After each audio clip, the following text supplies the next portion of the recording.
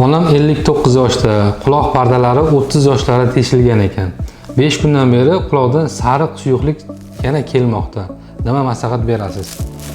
YouTube sahifamizga shu bemorimizdan murojaat kelib tushdi. Ya'ni onalarni quloqdan yana yiring kelib qolgan. Buning sababi nog'or parda teshilgan va teshiligicha qolib ketgan.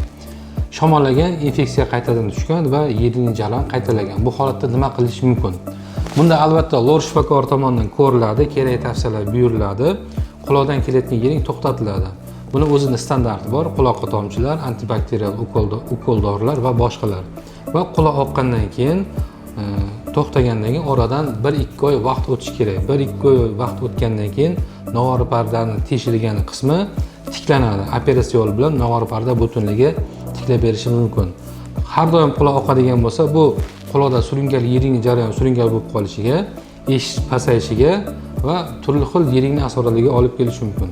Agar nog'ora pardaga butunligini tiklab, nog'ora pardaniga parda qo'yib beradigan bo'lsak, birinchidan nog'ora parda butunligi tiklanadi, eshitish yaxshilanadi va qayta quloqning yiring kelishi to'xtaydi va diskomfort yo'qoladi. Bu amaliyot, ya'ni nog'or pardani tiklash amaliyoti qanaqa qilib amalga oshiriladi?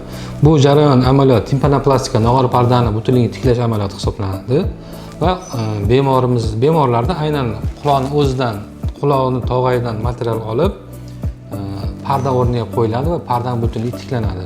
Quloqning orqasini kesilmagan holatda endoskop yordamida quloqning ichidan bu usul bajariladi va eshitish tiklanadi, nog'or parda butunligi tiklanadi. Diskomfortlar yo'qoladi. Agar siz va sizning yaqinlaringizda ham shu kabi muammolar bo'lsa, quyidagi raqamlarga murojaat qiling.